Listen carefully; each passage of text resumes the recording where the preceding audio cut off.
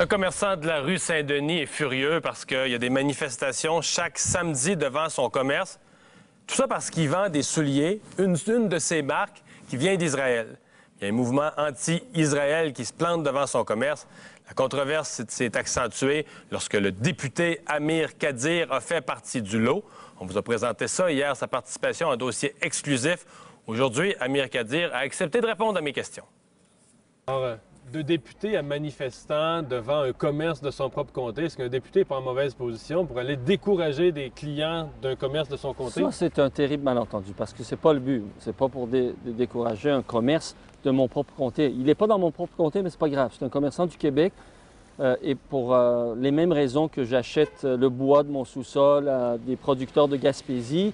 Moi, quand je fais des achats responsables et acheter localement. Là, comme acheteur, justement, vous êtes sur la rue devant le commerce. Donc, appuyer les commerçants locaux, c'est très important. Mais il y a d'autres considérations. Il n'y a pas juste ça.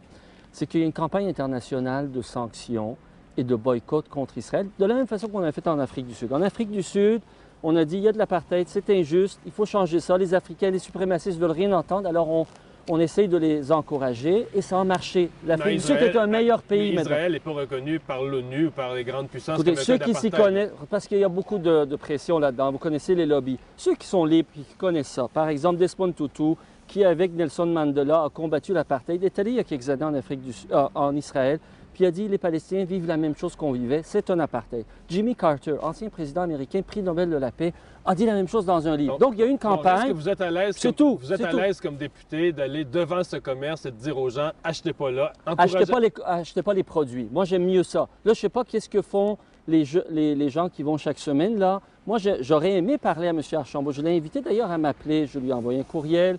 J'irai le voir. Il n'est pas content contre vous, là. C'est dommage parce que c'est un malentendu. Moi, ce que j'aimerais, c'est qu'on lui explique que dans le fond, si on fait ça, c'est quoi? C'est pour quelle raison? Quelle campagne il y a? Parler de Desmond Tutu, parler du sort des Palestiniens. Et je suis sûr qu'il va faire un choix responsable parce que acheter, là, c'est voter. Acheter, c'est un choix. Donc, vous voulez liquider tout ce qui est juif de la rue Saint-Denis, c'est ça? Parce que là, j'essaie de comprendre ce mouvement-là. Attendez, c'est un gros mot, ça. C'est des juifs qui font le boycott. C'est monsieur Bruce Katz, là, c'est un juif lui-même. C'est quoi ces mots-là, là, liquide? Ça, c'est très dangereux. Tout ce qui est produit ça, c'est juif. une campagne de propagande. Regardez, à chaque fois que quelqu'un critique... Elle se fait sur le trottoir à des gens qu'on encourage des clients à ne pas aller chez le marchand. Non, à ne pas acheter des produits d'Israël.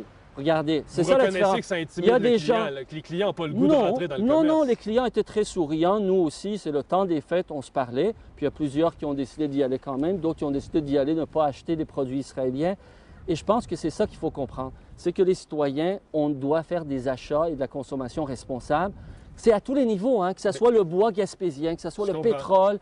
Donc, à un moment donné, si on veut que nos sociétés changent, M. Dumont, il faut qu'on fasse des choix responsables. Et les Israéliens qui sont pour la paix, les Juifs qui sont pour la paix nous demandent de les aider à surmonter, je dirais, l'intransigeance de ceux qui ne veulent pas faire la paix. Vous parlez des gens qui sont pour la paix, des mouvements terroristes comme par exemple le Hezbollah, qui eux ne semblent pas être pour la paix. Non, Desmond Tutu, ce n'est pas le Hezbollah. Vous n'avez pas été Jimmy Carter. Vous n'avez jamais condamné le Hezbollah. Regardez, il y a un vaste mouvement de paix en Israël. Il y a aussi le J Street. C'est des Juifs américains qui se mobilisent pour convaincre le gouvernement américain de cesser la complaisance. Quand on fait la complaisance là, avec les dirigeants d'Arabie saoudite, on se ramasse avec Nathalie Morin qui est prisonnière là-bas parce qu'on est complaisant contre les dirigeants absolutistes d'Arabie saoudite. C'est la même chose avec Israël. C'est des fanatiques qui sont au pouvoir. Il faut changer ça. Vous parlez de fanatiques. Vous étiez à cette manifestation-là beaucoup avec des gens liés au Parti communiste. Est-ce que vous êtes membre du Parti communiste? Est-ce que vous êtes proche du Parti communiste? Est-ce que vous avez quelque chose contre l'existence du Parti communiste? Tout à fait. Bien, le Parti communiste, dans l'histoire, c'est des millions... Non, mais son existence... C'est des millions de morts. Non, j'ai rien contre son existence. Bon, alors de quoi on se mêle? S'il y a des gens qui sont communistes, laissons-les à leurs idées. Mais moi, ils sont vos amis, vous êtes proche d'eux? Ils sont membres de votre parti aussi? Mon père, si c'est ça que vous voulez dire, a des sympathies pour les communistes parce qu'il en a marre que des gens les accusent de n'importe quoi. Il a des critiques. Avant, il ne l'était pas, mais quand il a vu toutes sortes d'accusations, parce qu'il n'aime pas... Mon père, c'est un homme qui est libre. Il n'aime pas qu'on fasse des procès d'intention et qu'on juge les gens en fonction de leurs croyances. Moi, je suis pour la liberté d'opinion, alors je ne me mêle pas de ça. Je m'en vais là avec des gens qui sont pour une justice... Vous allez y retourner? Vous allez y Ben, retourner manifester?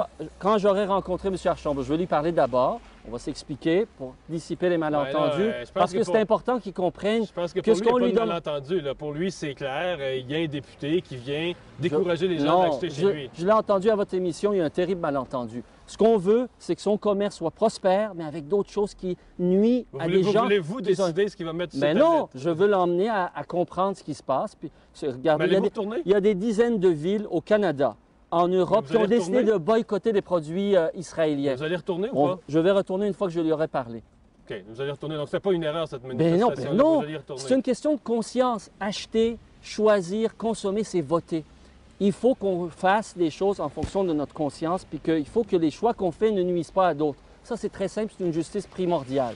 Et on l'a fait avec l'Afrique du Sud, ça a marché. J'espère que pour le peuple israélien, pour le peuple palestinien, cette campagne-là va réussir, puis un jour, ils auront la paix.